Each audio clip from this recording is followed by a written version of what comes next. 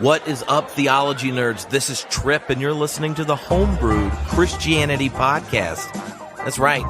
It's where we bring you ideological ingredients so you can brew your own faith. And today on the podcast is not one but two individuals, and they aren't even rad. They're radical because it's Jack Caputo and Barry Taylor. Boom shakalaka. That's the noise that Shaq made when he dunked the ball in NBA Jam back in the day. It's also the noise that theology nerds make when they find out that Jack is going to talk with Barry and I on the podcast. So you're welcome. Yeah, but before we jump in the podcast, I just want you to know that this is from the Homebrewed pregame at the Unfolding Theology Conference at the Hatchery in LA. And I thought to myself, you know what the listeners want. They want more free, amazing, ideological, theological goodness. So here's the deal. When you go to homebrewed.com, that would be homebrewedchristianity.com, the website, you can sign up there, and you'll get sent to you, like, not one, not two, not three, but all four of the Radical Theology lectures from the Unfolding Theology Conference at the Hatchery. You'll get two amazing, tasty treats from Jack Caputo. You'll get one from Peter Rollins and one from Barry Taylor, and lots of question and answering and encountering. What you won't get is a trip to do beer tasting with us. I don't know how to give that to you in MP3 form. If I did, I would. This is as close as it's going to get. But nonetheless, that's there for you. So head over, get it, and share it with your friends, because sharing is caring. And free quality theology is the best thing to share. Like it's like way better than like Left Behind movies or like the news that God is not dead is making a sequel. God is Not Dead 2. Amazing. I'm thrilled. That was me pausing because I was smiling so big. Yeah. Anyway, if you're in North Carolina, then I hope I get to see you, because I'm going to be in North Cackalack in April. On Thursday the 14th, I'm going to be doing a live podcast at Flying Saucer in Raleigh. Flying Saucer Craft Beer Bar, downtown Raleigh. I'll be doing that there that night. You can get tickets right there on Homebrewed Christianity if you just head over the internets, write it down to homebrewed.com, and you can find it on the 15th, 16th, and 17th. That would be Friday, Saturday, and Sunday.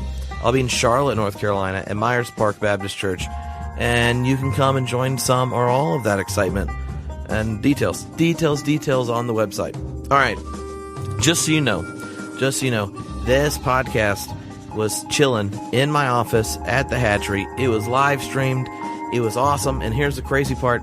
You will get to hear like personal stories about Jack as Barry and I are talking with him. We just had some delicious pizza. We may or may not have had delicious coconut porter and maybe grapefruit sculpin IPA. And Jack may just start to share heartfelt moments with us in this podcast, and he's sharing them right there. It was in my office, so it's tons of fun. If you want to go on the interwebs, you can actually see the video of this. It's on the YouTube. That's right, I have a YouTube channel, so you can go find it. And don't forget that we're starting the companion podcast for The Story of God with Morgan Freeman on National Geographic. You're going to hear Barry's voice. You're going to say to yourself, whoa, that's an awesome accent. Oh my goodness, that's amazing insights. I wonder what he would think if he was talking to you after all of the episodes of Story of God on National Geographic. Well, you can find out, because we're going to be doing the Story of God podcast. And you can find all the info of that if you just go to this website called storyofgodpodcast.com. How conveniently named, you might say. Ha ha ha. You're welcome. You don't have to wreck or stop. You'll remember it. You'll say storyofgodpodcast.com. That's where I find out about that. Oh, yeah. All right. Here you go. Buckle those theological safety belts, because Jack and Barry and I are about to chat it up. Hello, everyone. Welcome to Homebrewed Christianity here. The very grand kickoff soiree of the Unfolding Theology Conference. And we're with the one and the only Jack Caputo and Barry Taylor. What's up, fellas? Not much, except we're all expectation. All expectation. Yeah. Anticipation. It's all to come. It's all to come. Yeah. Well, if we can fit a perhaps joke in the intro too, I think we could go ahead and do that. Perhaps we can trip. Yeah, well, it might happen. But perhaps not. That as well. So Barry and I were talking earlier. Barry's like, we should talk to Jack about his humanity and his life. And, I've actually never interviewed someone about their humanity or their life. It's mostly just their books and dead philosophers. So, where would you even want to begin that conversation, Barry? Well, I think, and we were talking earlier over pizza, that one of your two most recent books, Hoping Against Hope, is essentially a bit of a memoir, or at least it's framed through some of the stories of your life. And I've always found it quite interesting and helpful to know something of a person's life, the life behind their work. And I remember many years ago reading one of Frederick Buechner's books, where he talked a little about essentially his conversion to Christianity. And he talked about going to hear this very famous preacher week in and week out, and really enjoying the experience of listening to someone so gifted with oratory, but not really being very moved. And then one particular Sunday, in the middle of a sermon, the preacher was making some statements about Christ, and he talked about Christ carrying a burden, and he said, with confessions, tears, and great laughter. And he said that phrase, great laughter, just struck him, and that in many ways that was the moment, the epiphanal moment, where things sort of fell into place and changed for him, and started him off on a particular journey in his life. And he talked a little bit later, he talked about the kind of fragile thread of things like that. So I thought it would be kind of interesting to talk to you, Jack, about some of those moments in your life, moments, epiphanal moments, large and small, where perhaps the axis of your life moved in a particular direction. You were drawn to something that you hadn't occurred before, or a notion or an idea. And I don't know, I just thought that might be an interesting thing, and particularly given that that's one of the frameworks that you've been working with lately, I thought it'd be an interesting way to talk before we get into the theory tomorrow. What do you think about that? Well, the moment that I seized upon in Hoping Against Hope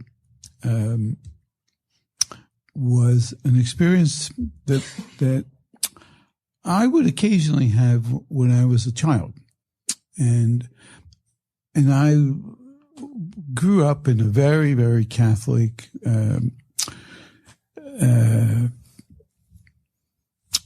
pre-Vatican II world. So it was really the Council of Trent Catholicism. I mean, the church, this was, Eisenhower was, well, I mean, I was born in 1940, so I still remember the day that FDR died. I remember I was just a little boy, but I remember that. And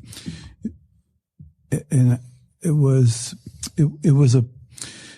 a form of Catholicism where, you know, when I talk to fundamentalists, and people who are sort of recovering fundamentalists. I mean, a lot of the work we do is with what I like to call recovering fundamentalists, or folks who were raised in this world of absolutes. Sure. And the Bible was the absolute. Well, I didn't have anything. The Bible wasn't the absolute, but I had something very similar to that, and that was the power and the authority of the church. Sure. And so, and I was completely absorbed by that and utterly dominated by it. I mean, I was I had no serious doubts about it. But I remember from time to time, and I distinctly remember one night when I was probably 10 years old, lying on one of the front lawns on our street, and it was getting dark, and the stars were coming out. And I distinctly remember thinking, I'll bet it's just stars all the way out. That there's just that outer space is just outer space, and that's all it is, all there is. And we're just this little speck in the universe, and when we're all dead, nobody knows we're here, and nobody's going to know when we disappear. And I remember thinking that, and from time to time, I would think that.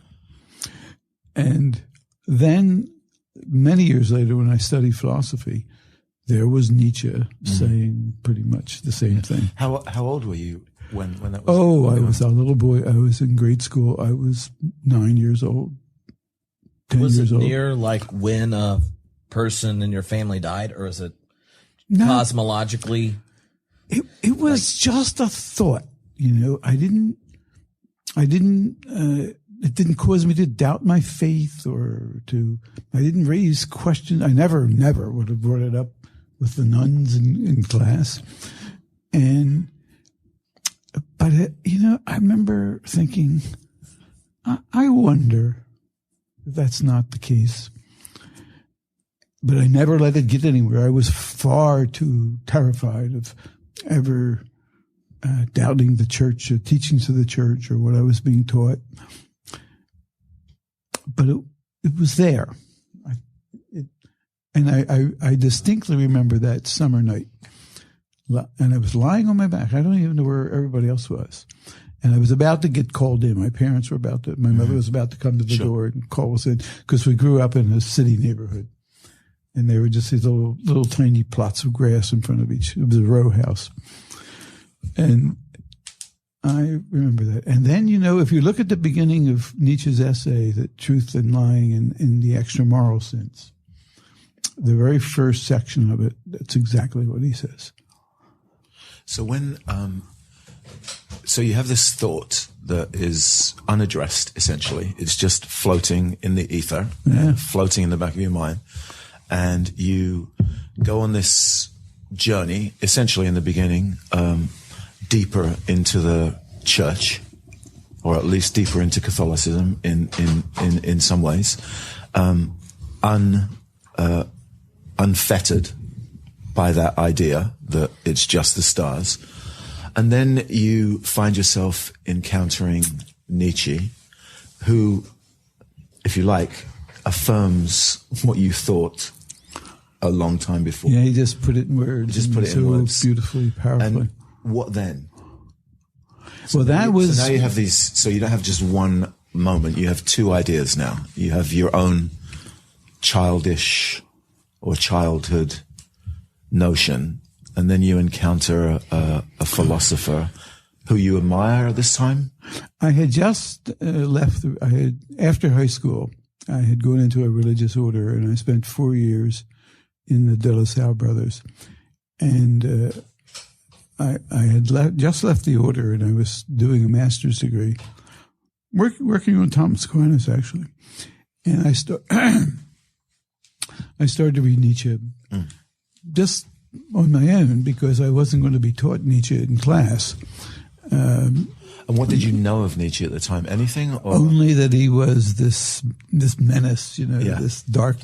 So you were drawn to the menace. Yeah, I was just fascinated by the death of God, and which all was the obviously in the air at the time when this is all that would have been that's the moment. Really. Yeah, I would have read Nietzsche for the first time in the early 60s. I left the religious order in 62, so I would have read Nietzsche in the early 60s, and that was just when the death of God was becoming a thing. And what took you out of the religious order? Well, Apart from the devil, we were. obviously. That'll do it.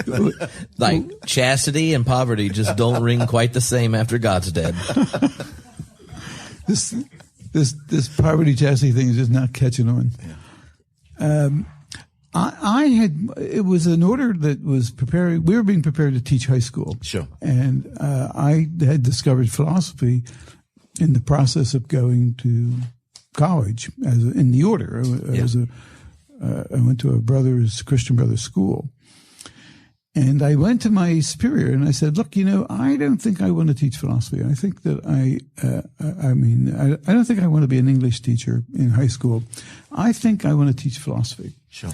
And what I'd like to do is continue after I complete my formation period, continue on to get my PhD in philosophy and then go teach at our college.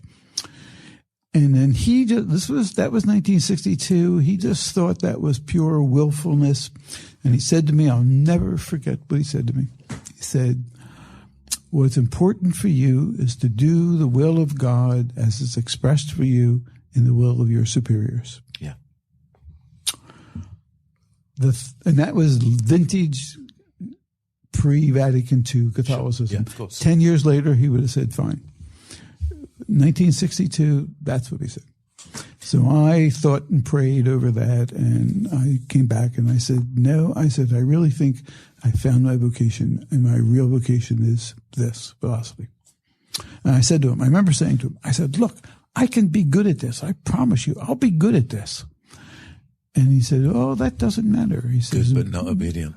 He says, maybe that will happen. Maybe in time, this will all happen. He said, or maybe you're going to spend the rest of your life in our orphanage, which we ran an orphanage at the time. It was a very Levinasian thing to say to me, actually, in retrospect.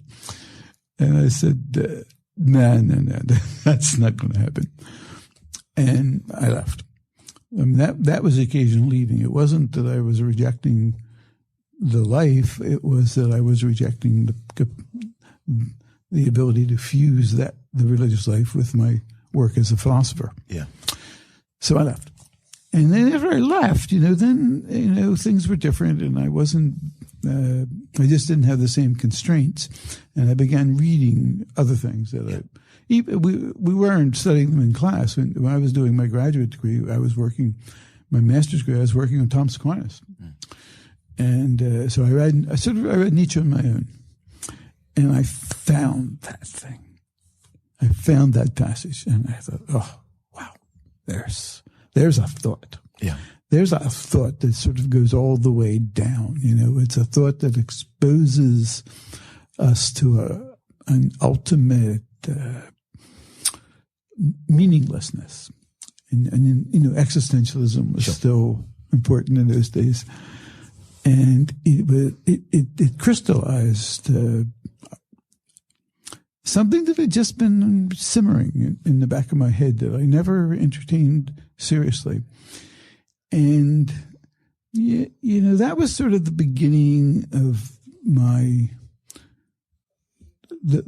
I was taught by liberal Catholics. The people that had taught me in high school and college were progressive Catholics. And so I was, although I was born into and raised in a very traditional Catholic family, they were not well educated. My parents weren't well educated. They were second generation immigrants, and I was the first one to go to college.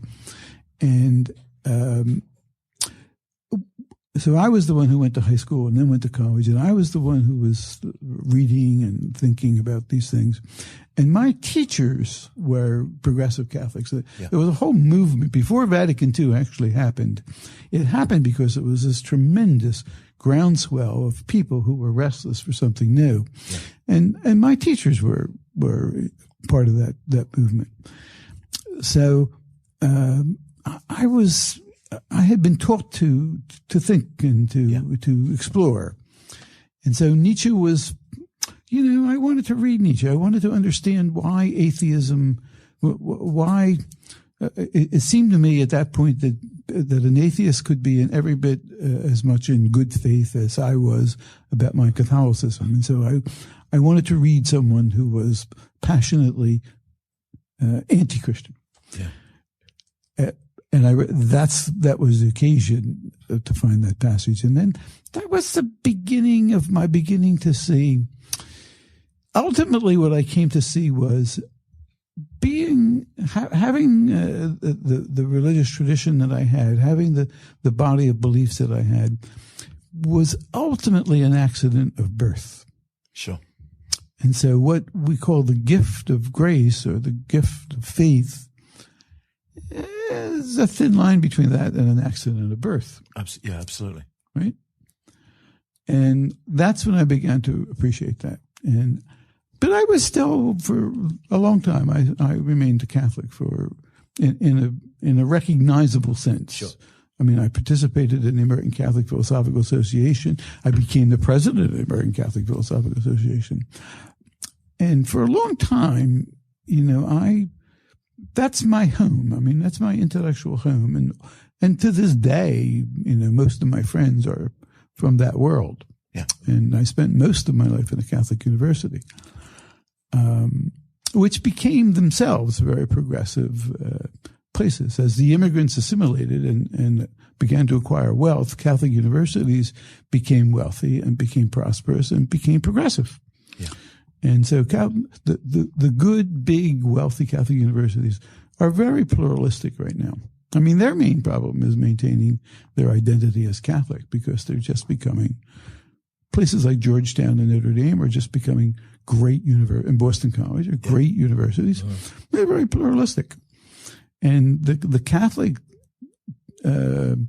tradition is sort of fighting for its survival in the great Catholic universities. So I was part of that generation of second and third generation immigrants who were growing up. And I eventually grew up and grew out of an Orthodox Catholicism. But I'm always, in a way, trying to retrieve my Catholicism. I'm a little bit like, on this point, like Badimo. Yeah. Badimo did a very similar thing. Very similar. I think the interesting thing in some ways is that I think a lot of your work is about life, about existence here and now, which in many ways is quite sacramental. It's materialist, it's earthy, it's earthbound, and it is quite Catholic in a very strange way. Do you know what I mean?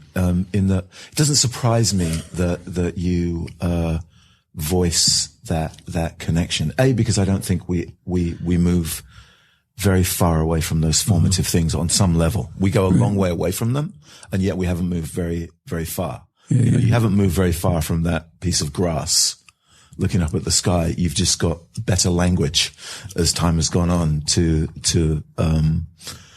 characterize and capitalize on that event, which obviously was more significant 20 years later than it was in the moment. The seed of that idea. Yeah, and it remains with me. Yeah, I think somebody referred to me recently as a Protestant theologian, and somebody referred to me just about 2 weeks ago as a Catholic theologian. So I shot back an email to her and I said, why do you say I'm Catholic? Because it seems to me I'm so completely heterodox and so unorthodox that nobody would think that I'm a Catholic theologian or philosopher. And she said something like you did about life, about the concrete, about the sacramentum mundi, the sacrament of the world. Yeah.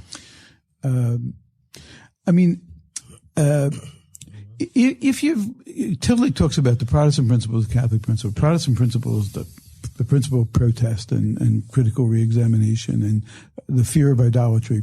But the Catholic principle is the thing that you're protesting against. It's the substance, it's the tradition that you've inherited. So the Catholic principle is the tradition.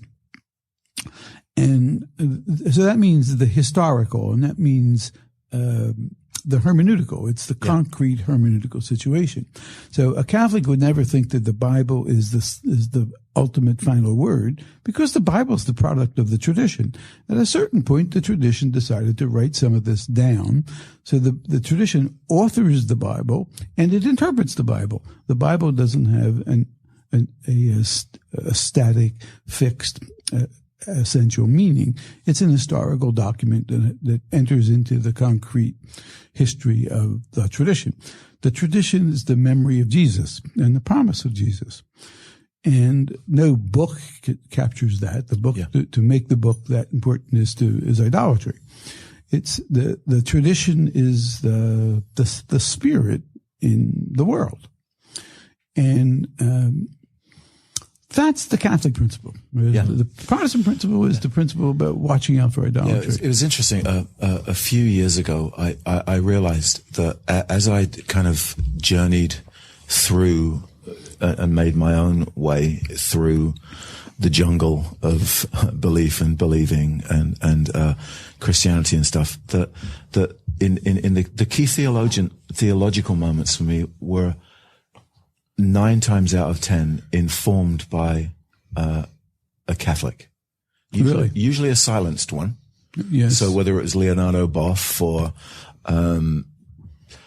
Roger Haight, Roger Haight, or or even Henry Nouwen, so you sort of you go down all of those roads, but it occurred to me that the important theological moments in my life had at least been precipitated by people who were embedded in a tradition that in some ways was quite alien to me. Because I grew up in England in a non-religious environment, but essentially in a Protestant world. Well, an Anglican world, so who knows what that is? so a British form of Anglicanism, but not high Anglican. No, not high Anglican, but it was always the appeal of the idea that and then Umberto Eco, Vattimo. Italians, even in the world of philosophy, I find myself drawn to the Italian end of things, the sort of Southern European Catholic notions that ask a very different set of questions, because their relationship to religion is an entirely different construct. And then even in the realm of the arts, whether it's Picasso, who sort of uses the tradition of the arts as this box that he just bashes away at from the inside to get to deconstruct and break through to these new permutations. It's an interesting world, that bounded world. People have always, they always talk about thinking outside the box. But I actually think that it's thinking inside the box where the best stuff happens. When you receive the tradition, there's certain limits to certain things that then force you to be creative. The limits themselves become like a horizon that maybe you just butt your head against. Yeah. And it's not that they set necessarily a limit, but they actually provide, I think, almost like a diving board from which to launch forward. I don't know. It's just it's an interesting notion. I was talking to Dolfert the other day, Ingolf Dolfert. Well, it wasn't the other day. Sometime in the last few months. Sometimes. And I'd even said something about I brought up how different types of radical theology you can usually tell if they're Protestant or Catholic. Yeah. And he's very Protestant. Yeah. And I was like, Jack's like about as Catholic as a philosopher should get, right? Yeah. Cause, what do liberal enlightened Protestants do? They take all the tradition and they get it right down to this really subversive nugget. Yeah. And they want something they can have and then weld around super radically, slashing stuff, hitting people upside the head. Yeah. And he's just like, I don't want to do that. We'll talk about the event. We'll talk about what's harbored in it. I don't want to nail anything down. Yeah. It's much more of like digging down to the root of this like performative disturbance encounter versus something you end up kind of holding and grasping. And it seems to me that Protestants like isolate the event to some type of like destructive, radical type of content, and the Catholic side of things would never want something so possessible. Yeah, it's for me as well. It's the aesthetic. That's they have pictures with color. Yeah, no, it's literally the colorful world. You know, I mean, I grew up in a part of England that was. I mean, I grew up in the town where Oliver Cromwell was from. So I grew up in the bastion of, you know, Puritan Protestantism. You know, John Bunyan lived up the road in Bedford and wrote Pilgrim's Progress around this area. So I grew up in this area Praise the Lord. of dissent, but with a very sort of clear awareness of the lack of visual stimulation. And I find within the horizon of that Catholic notion an aesthetic that I think is really helpful for my thinking. Heidegger has a line about paintings where the people don't have dirt under their fingernails. Sure. He's like, why would you look at a painting if the people don't have dirt under their fingernails? Sure. And there's that like type of earthiness that gets really purified when it's in a type of radical type of Protestantism. And you kind of talked about it in The Folly of God, that dynamic that's in Tillich. While he may come across as this like hardcore Protestant, there's the tension in his thought is a thoroughly one that's much more tied to the tradition than he would let on formally. Yeah. I mean, I think that between Kant and Hegel, the Protestant is Kant. You know, it's the categorical imperative, the distance of the law, the humbling of our sensibilities in the face of the law. The Catholic figure for me is Hegel, because he's the figure of historicity and the concrete, incarnate unfolding of the Spirit in and through our sensuous body. You know, I mean, we talk about him as an idealist, but it's a very funny kind of idealism, because it begins in the sensuousness of art and passes through the intermediacy of the still sensuous and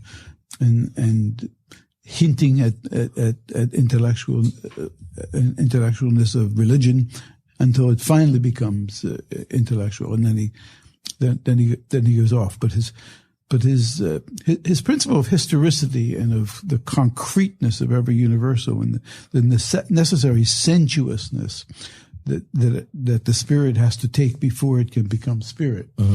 That's the Catholic side of Hegel, which I like. I mean, I think the Catholic principle is historicity. It's concrete hermeneutical self-interpretation and interpretation of the world from the concreteness of the world, of the concreteness of experience. So it's a Greco-Christianity, because it's got these Greek models of the true and the good and the beautiful, and as a unity, as a concrete unity. So Augustine is full of that, and Aquinas is full of that, and von Balthasar, who's really sort of the hero of a lot of 20th century Catholics, talks about the beautiful as the neglected transcendental in the Catholic tradition, in the Christian tradition. And I was listening to a bunch of nuns. The really radical people in the Catholic Church right now are the nuns, because they've got nothing to lose. I mean, what are they going to do? If they speak out, they won't ordain them. I mean, what can they do to them, right? So they have nothing to lose. So they just let the Vatican have it. And there was a piece by a radical nun in Philadelphia several months ago in a Philadelphia newspaper, and she said, "Look, what's going on in the church right now with same-sex marriages?" She said, "That's the Spirit." She says, the church, Vatican II said the church is the populus Dei. It's the people of God. That's the Spirit speaking to you. Can't you hear it? Mm-hmm. It's not like this is some kind of external intrusion upon the church from some foreign secular power. This is the people of God. Uh-huh. This is the Spirit. This is the concreteness of the Spirit. And I thought that's the best argument I've heard in a really long time for this thing. When I argued against the church's teachings on same-sex marriage, I was saying that they had taken over natural law theory, and they had no business taking over natural law theory because it's a pagan theory. It's a theory it's a Stoic theory. It was the rival to Christianity in the ancient world. It was a pagan theory of necessity. It was also the logic for exposing children in the early church. And, that's always what I've noticed about the natural in Roman, philosophy. A natural law thought is why they exposed weak children or if they had too many females. And the church was notorious for saving babies. And you think Catholics would be all down for saving babies. Oh my gosh. That's interesting.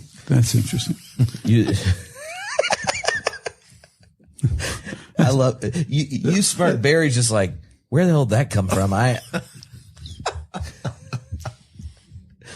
Well, I mean, the sense in which I think now that I think that Christianity is a form of life. It's a form of life, not a form of afterlife. Right? The kingdom of God has to do with how to conduct ourselves in space and time, and it has to do with our historical lives, our life and time, and I think in a very Tillichian way, I think religion picks up on the sort of deep motifs in that life. It's the opposite of being a religious person for Tillich is to be a superficial person, to be concerned only with trivialities and not to have deeper and more things that you're willing to live and die for, things of deeper concerns. So religion is a deep structure of our temporal life. Mm-hmm. It's a deep structure of our life as historical beings. It's a deep hermeneutical structure because it has to do with reaching an interpretation of who we are and what we stand for and what we're willing to put ourselves in harm's way for. So it's the tradition. It's the inherited tradition. It's our historical being. Mm-hmm. And that's why it has always baffled me that someone would take a book and think that its literal meaning is normative. Uh-huh. You know, that's a very odd thing to say about a book. And unless it's Harry Potter. well, maybe Harry Potter. If it's Harry, then. Do you remember you give these descriptions about Christianity as a form of life, religion, depth, dimension, and stuff. Do you remember the first day you woke up and there was zero anxiety about whether or not you could spend eternity with conscious torment? No, it certainly didn't. It wasn't any particular moment. It was just a certain moment at which I realized. You know what I thought? I mean, it's been so long since I actually thought that there was a system of eternal rewards and punishment out there that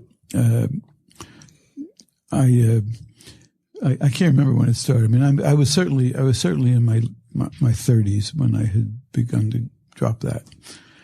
But you know what I thought? I thought as I get older, I'm going to start reconsidering that, and I'm going to be like there are no atheists in the trenches, you know. And as I get older, the thought that, you know, maybe I'm going to be punished if I'm wrong. I'm really going to be sorry, right?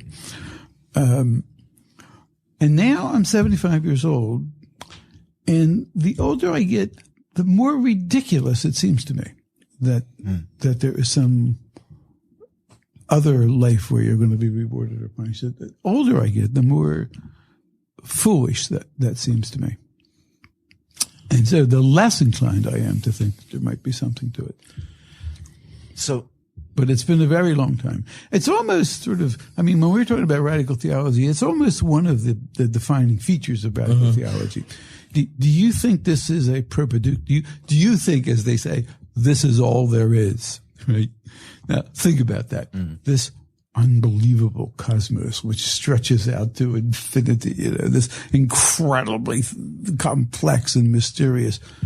Do you think that's all there is?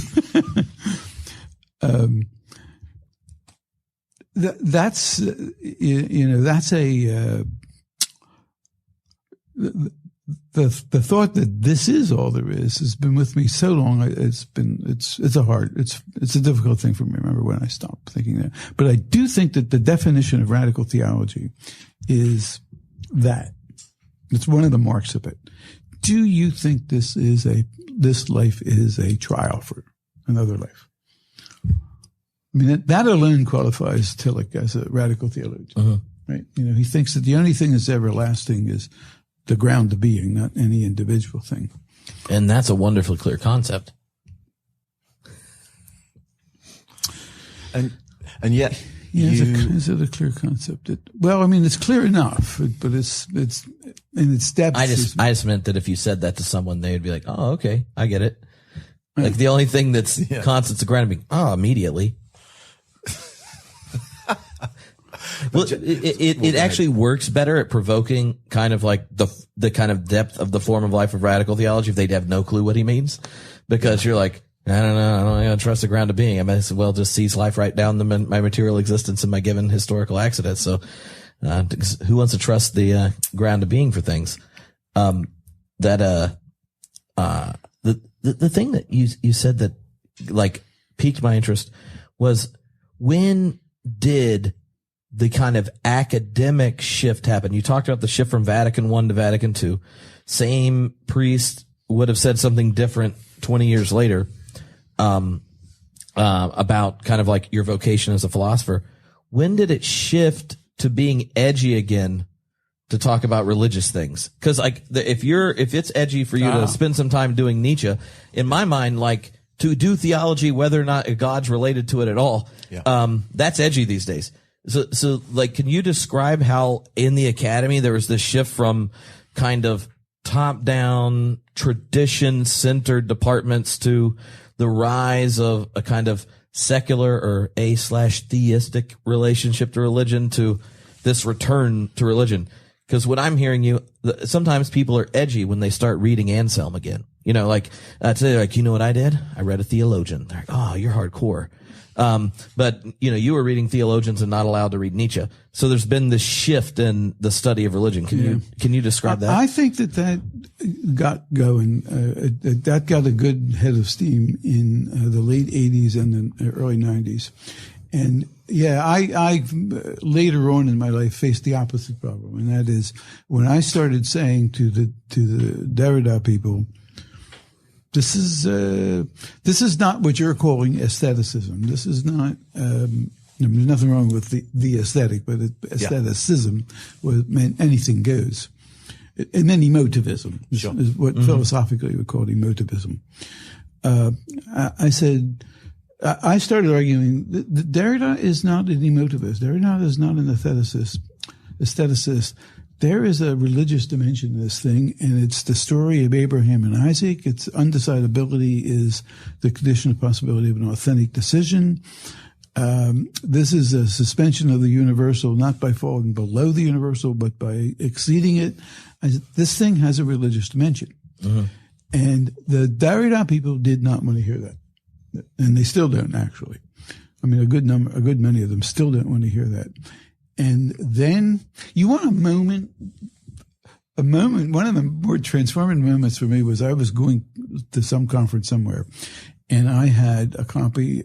Derrida had just published this little essay on St. Augustine's Confessions called Circumfession. And he published it in 89, and I was reading that book, it had just come out. It not only was everything I had been trying to argue, but it was way more. It was a much deeper story. He's talking about growing up as a Jewish kid and all of his this diary that he's kept, and all of his Jewish family, and his, if I find out his name is Jackie, but he's talking about how deeply Jewish his world was, the world that he grew up in, and then he recapitulates as an atheist and a non-practicing Jew, non-observant Jew, the story of St. Augustine's Confessions and this secular counterpart of the Confessions. And then I realize this thing is some kind of a proto-religion or religion without religion or some kind of a something that has all kinds of religious overtones to it, even though he is, in terms of a belief system, an atheist. He doesn't believe that doesn't believe in Yahweh. He doesn't believe in God. He's not a theist in any recognizable sense.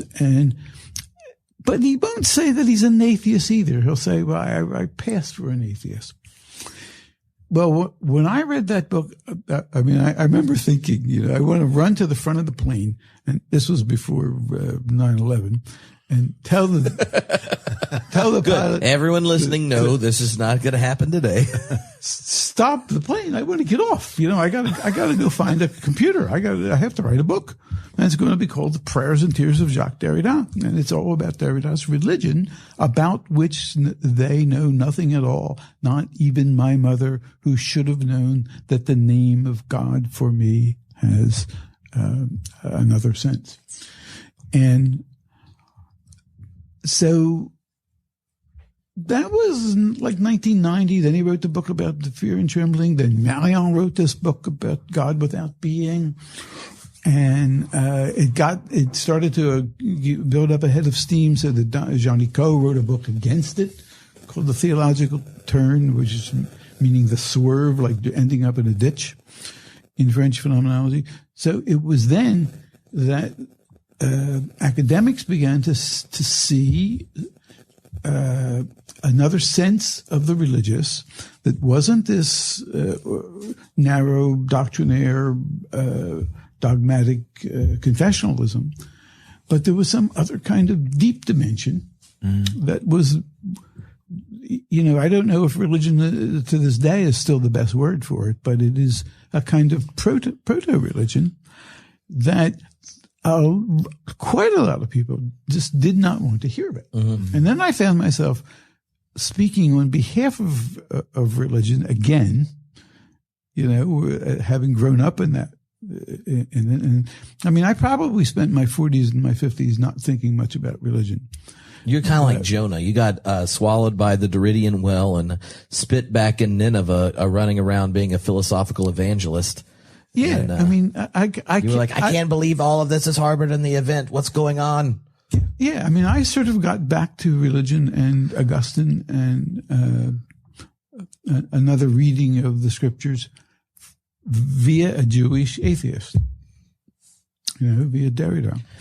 Because so the reading of the scriptures thing, you asked the question, but we actually have had one of the coolest things about the Hatchery this semester is I get to see Barry every week.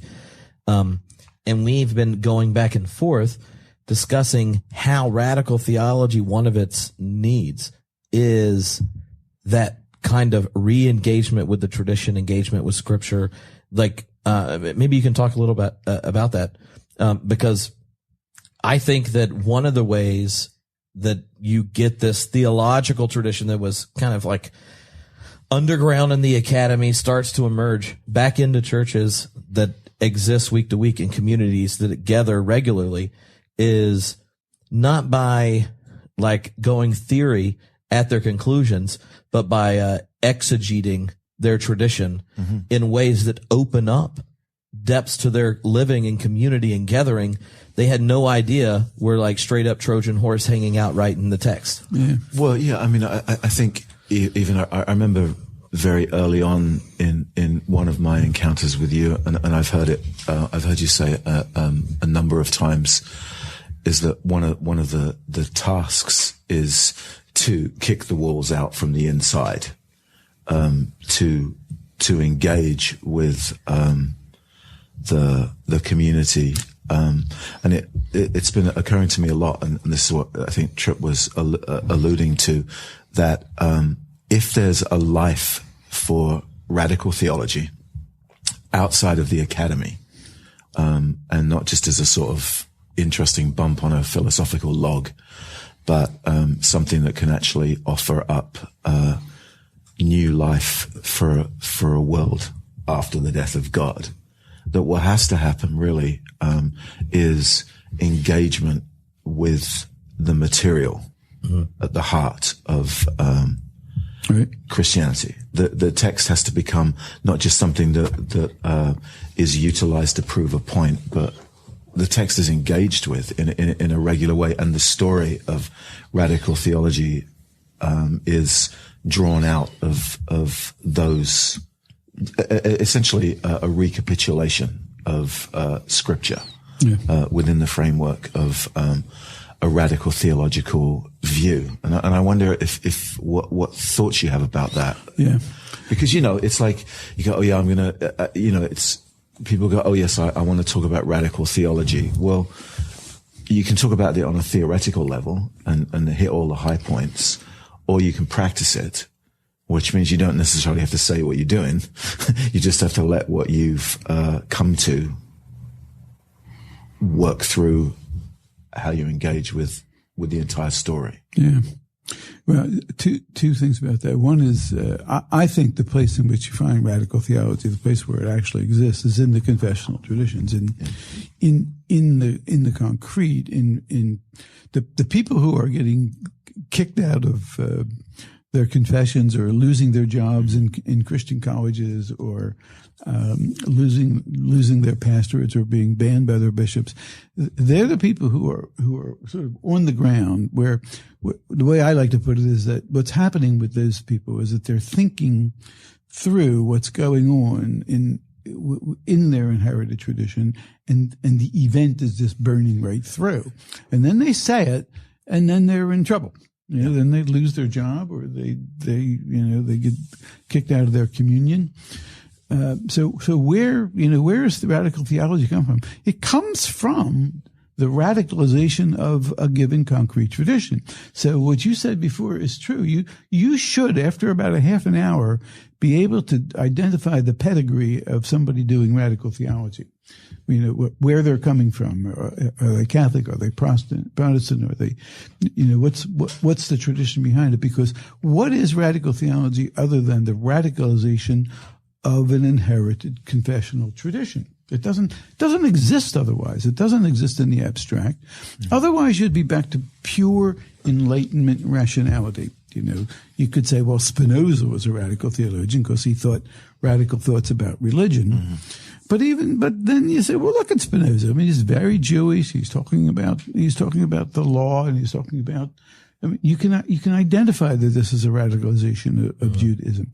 It's radical ought not to mean pure Enlightenment, ahistorical, overarching universals.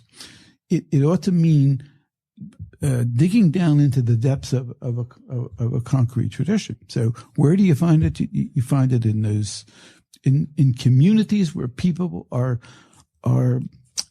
speaking from out of the depths of that tradition and getting themselves in trouble, like these radical nuns that I was talking about. That's the first point. The second point is then when you do it, the way to do it is not so much for my own, I just look at my own work, not so much the insistence of God, which is a little bit more theoretical, but the weakness of God, mm-hmm. which was in which almost every chapter was retelling a gospel story. Yeah. And the whole thing is organized around the notion of the kingdom of God and the figure of what I like to call Yeshua, the earth man. In Ulysses, James Joyce refers to him as the heaven man. So it's like, well, the earth man, and then defamiliarize this name Jesus, and go back to the Aramaic and say Yeshua, the earth man, and retell the stories of Yeshua, the earth man, in a radical way. So what happened at the resurrection, the raising of Lazarus? Well, first of all, there's not a chance I shouldn't say in hell. There's not a chance in heaven. It doesn't mean a lot for you because you've already told us you stopped worrying about it. Yeah. There's not a chance in heaven or hell that story has an authentic tradition behind it, right? I mean, no scripture, I don't think any scripture scholar today thinks there's an authentic tradition behind that story. It's only they are sure Lazarus died. Just not about the second time. Right. So you say, okay, well, so what? Who cares if there's an authentic tradition behind it? There's no authentic tradition behind Camelot or Hamlet either. So it's a story. So what kind of a story is it? So then you retell the story in a more radical way, and each section of the weakness of God was an attempt to retell a story about in a more radicalized way. Who was this guy? What did he do? I mean, there were plenty of prophets like that in the first century. What did he do that left people a tremble and they just couldn't forget him? What was it? What kind of a guy was he? What sort of stuff was he saying to them? What could he do that left people, that made him so unforgettable? So that when he was dead, they said he's not dead. Why? He's a real live human being. He didn't drop from heaven. He's not the eternal Logos. He's somebody who changed everybody he came in contact with. A man of earth and flesh and blood. So tell those stories again, radically. Yeah, because radical theology is not an abstract philosophical theory. It's the radical. It's what's really going on at bottom underneath the sedimented beliefs and rigidified doctrines. It's what's going on under them. When did you rediscover the church and as like an audience? I mean, you're talking about the weakness of God, and I remember Catherine saying, "Oh, that's when Caputo came out as a theologian," which is obviously more edgy than almost other coming outs for Derrida scholars.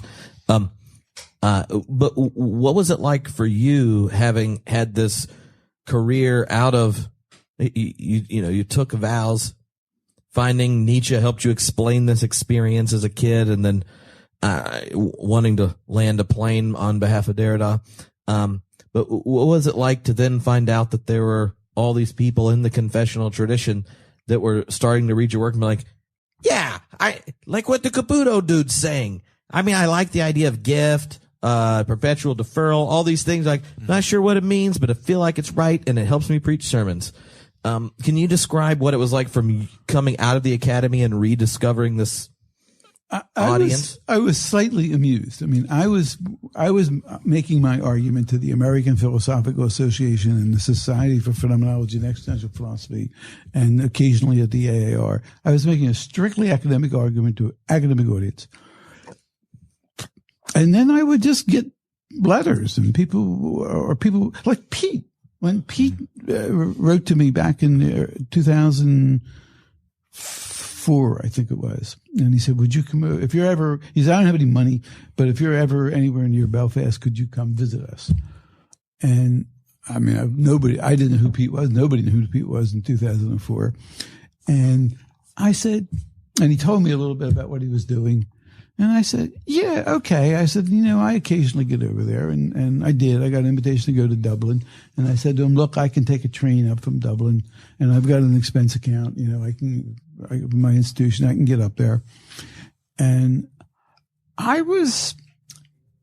they approached me. I mean, it wasn't my idea to go out and see if I could sell this to a wider audience, but I started getting invitations from people, like that. Routledge asked me to write on religion. They said, could you put this in American English for us? When did you start the series or the books that kind of came out of Derrida's visits to Syracuse? Well, they go back to Villanova. Villanova. The first thing we did was when we created the PhD program in '93. We had Derrida in for a roundtable. And we published that, and then I wrote a commentary on it, and that became Deconstruction in a Nutshell. And then that was 93. Okay.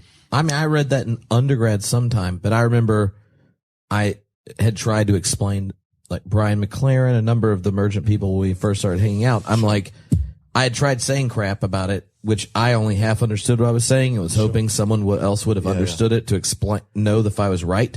But then when that book came out, I was like, it's in this book, but it's a lot more legible, I think.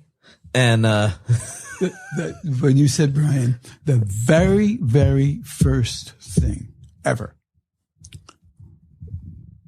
the very first approach anyone ever made to me to come outside the academic circle and talk to a bunch of young people was a emergent youth conference that Tony Jones and Brian McLaren were running in San Diego. Yeah, I was there. Were you there? Mm-hmm. And we did a thing with Brian interviewed me and Phyllis Tickle and that other person that was amazing. Yeah, I can't remember. He taught at Wheaton for all his life, and he died. He just died a few years ago. I can't think of his name. I don't have Wheaton faculty on recall. He left Wheaton. He got under Divine Conspiracy. No. He got fed up with Wheaton, and he went to a liberal seminary, and he just died a few years ago. Anyway, the three of us, and I was representing the Catholic tradition, and Brian interviewed us on stage with just high chairs and a mic, and we were backstage before we were to go on, and the thing that was preceding us was a big rock session. Went on for about a half an hour. You hadn't spoken tongues for years. Place was rocking with Christian rock music. And that actually might have been me. Uh-oh. What, on the stage? It might. No, it wasn't you. I wasn't. No, it was. He would have liked it more. Think of it. If you not the speaker. I mean, making the music noise. I think. Oh, could have been you. Yeah. It could be. And Maybe I remember thinking, what have I got into? What if the people at the APA could see me now? They'd kick me out. What have I done? And we went out on stage. It's the very first time I ever spoke to a non-academic audience about this stuff. It was at that interview. And that was 1999, 1998. And it was Tony Jones and Brian McLaren. Very first. And we did one in San Diego and then one in the second semester in Nashville. Uh-huh. Same three of us. But first of all, I was at a point in my life where I could take that risk. Mm-hmm. I don't think I would have started out doing anything like that, But at that point, I was a tenured full professor with an endowed chair. And so there wasn't anything risky about my doing something like that. And I thought, I got into it. I thought here is a way to take this stuff, which I think is gold, these ideas that we study and I teach, and put them out there. Mm-hmm. And one of the things I wanted to do when I retired was to do more of it. Mm-hmm. Because at that point, I really didn't have to worry about the academy, and I had more time to do it. And if I publish books like Hoping Against Hope, which have this sort of memoir quality to it, I don't have to worry about it. And that's why everyone listening that is in charge of churches and campus groups and stuff can invite you to come talk to them. Exactly. And if they're smart, they will. So I remember the first time we did something together, and one of my friends who is a Assemblies of God megachurch preacher who listens to the podcast on the DL, that would be down low, which is not telling their peers, came because he's like, there's no chance anyone I know is going to be at a Jack Caputo gathering.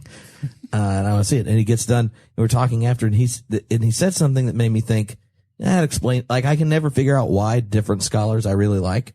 And he goes, oh, Jack has that thing. You know what I mean? And I was like, I think so, but I would like you to further explain it.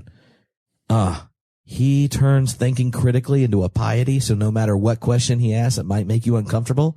He loves the question and whatever answer he'll never get to so much, it's like praying.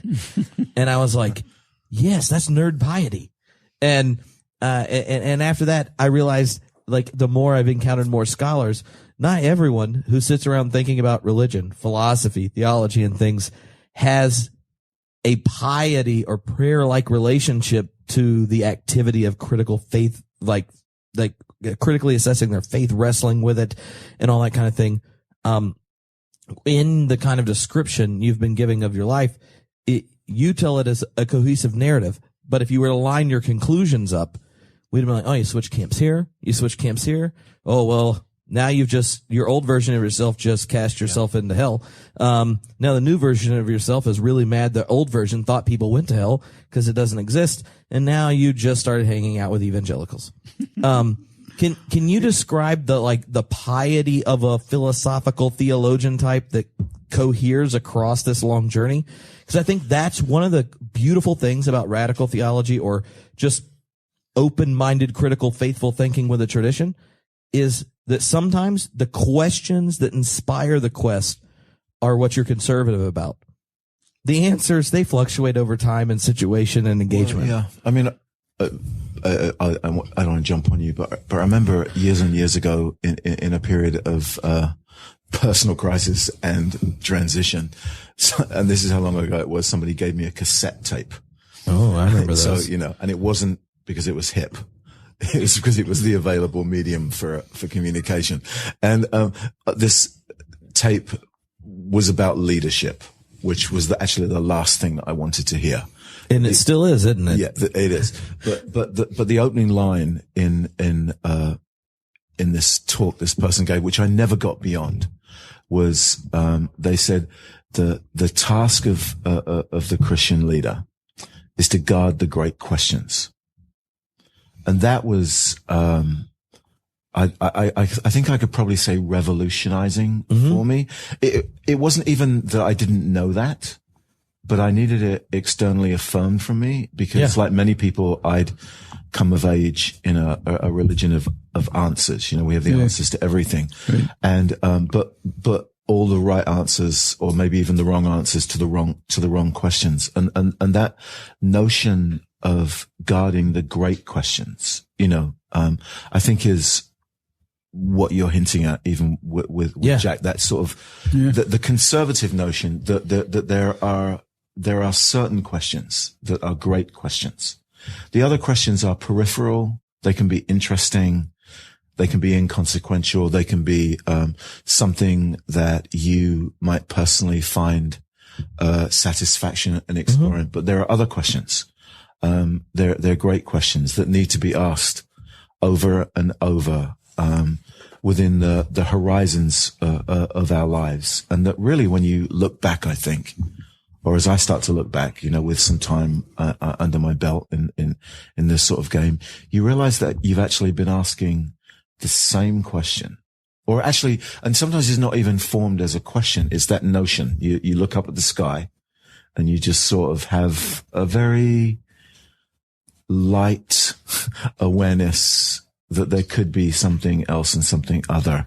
And as you sort of move through life, that question is being answered and explored again. I think that's what sort of makes it look like you're ping-ponging through these things. But it's really a very small set of questions that you've asked throughout your life on planet Earth.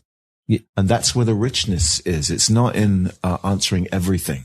And that's the problem quite often with religion. It wants to give an answer to everything, and some things shouldn't even be answered. Yeah. Well, Ronner uses the phrase like beckoned thought. Like when you're being, the questions, you've been addressed by this mystery, and so your thought is being beckoned. And so like the shape of this kind of authentic wrestling as a human being is to preserve the question from this beckoning, of having been addressed. And there's definitely something to that. Beckoned thought. I remember that and thought, that's tweetable. You could use that. He also uses the expression, he'll say, the mystery we call God. which I love the way he puts that, because the mystery comes first, and you can have a lot of names for it. But he says, those of us who have been born in these traditions, we call it God. And yeah, I like that. When you mentioned that at AAR 2 years ago, and Catherine Keller said, yeah, well, exactly, Jack. God is the nickname for everything that happens when you have good wine, good food, or make love. And you're just like, yeah, like, obviously. And then you wonder who freaks out about that definition. Yeah. Because you're like, well, what church service were you in? One other point, you were talking about the piety, the linking piety with critical thinking. I think the link between them is the notion of prayer, and where prayer is not prayer of petition. It's not like you're asking for something. Prayer is a kind of meditativeness, and it seems to me that it reaches its most sort of white hot intensity when you don't know whether there's anyone to pray to, or anyone to answer, or what you're praying for. When you're reduced to that kind of poverty, that's a prayer. And our questions do that to us. Yeah. And so, yeah, I've always thought that what we do is prayerful, without being in a church. It's a kind of prayer. And so there's a piety to it that is real. And I think what might be interesting is, I might add to that I think the form that it takes, that form of piety and that form of prayer, is an inversion of the usual practice of prayer, which is to close your eyes and think of life beyond this world. And I think the piety that you practice actually is to open your eyes to life, to this world. To me, prayer is actually when you open your eyes, not when you close them. I feel like there's a whole podcast series called Jack Says Something and then Barry Says Something. And each one could be about 3 minutes long. Jack's like, observation, think. Then Barry's like, well, what I think is. And then there's just like little nuggets of philosophical brilliance just dangling there on a little string of ideological goodness. The last thing I just want to say is, I really appreciate being friends with both of you and getting to have a conversation where it's about life and stuff. And in the whole journey you're told and the journey you've shared this semester, I've really appreciated it, because I feel like, it makes sense to me how there are these connections between people that are thinking and wrestling, and that you have the piety connection. And the other thing I've thought, or I've been challenged with more recently, is thinking, and I thought of it while reading your book, is what would it be like to imagine a world where each instantiation of yourself was someone that gets to inhabit the planet as well? Right? Because when I was 16, like, because I'd love to see that happen. So like part of like going through graduate school and thinking and writing books and all this stuff is like taking actual positions, and you're critiquing and pushing back. And then all of a sudden you realize that 16-year-old version of you who was reading Paul Tillich for the first time, but also doing Spurgeon sermons for devotions at night. Newspaper in one hand, Bible in the other. Well, you call Spurgeon whatever you want, but he makes Jonathan Edwards look like a wussy. Well, But didn't you think that was like part of getting me to this point? And yet sometimes if you just absolutize your present place, the conclusions, you're going to give the previous versions of yourself a lot of crap. But when the questions are where the piety exists, then there's a way in which no matter where you are in the given present, you can be allies, brothers, sisters with people that let the questions provoke from them be it they're still in a very conservative confessional place, or they haven't been near a confessional community in a long time, because there's a graciousness to loving each instantiation of yourself that opens up. Well, don't you think it's about, in a sense, it's about becoming? You don't have to explain to the process man about prioritizing becoming. I love that junk. It's a little late to talk about it, though. Yeah, no, it is. But it's the movement of a human life, rather than this idea that you just are this one person who develops in a linear way, and that there's to some degree rationality goes out the window in the development and flowering of any human life, because there are these moments that come from nowhere or somewhere, that come from nothing or from everything, that set your life on a path or open up paths to you, that only when you look back do you see the strange weaving of these characters that are you. So in your book, you name yourself different things at different points, and they're different yous, and yet they're all you. Well, thank you both for hanging out, being here, being friends, and thank you, Trip. Thank you, Jack. Thank you for making this happen. My therapist and I were talking last week, and I said this was happening, and he was like, "What have you thought about what happens in your life very often?" And I was like, "What do you mean?" I'm busy. And he's like, you probably should not treat your contemplative prayer exercises as things to check off your list. And I was like, yeah, that's what I'm going to do after 50. He likes to give me a hard time. And he said, well, next time you just don't do your prayer. Don't do anything too Christian for the next week. Just sit there for a little bit and think about what's about to happen. And you have this job. You're actually teaching. You're using a real degree. You're having all these people come, and they're probably coming because they're actually your friends, and people are showing up to it because they want to learn stuff. He's like, that rarely happens. And then I was sitting there, and then I realized how much just grateful I am for being y'all's friends. Like, I read books of you, would dream about talking to you, and then we met, and you actually keep hanging out with me. And Barry's just too cool to hang out with me. I still don't ever understand what's going on when we're hanging out. So I just want you to both know I appreciate your brain, but also just being your friend. All right, smoochy boochies.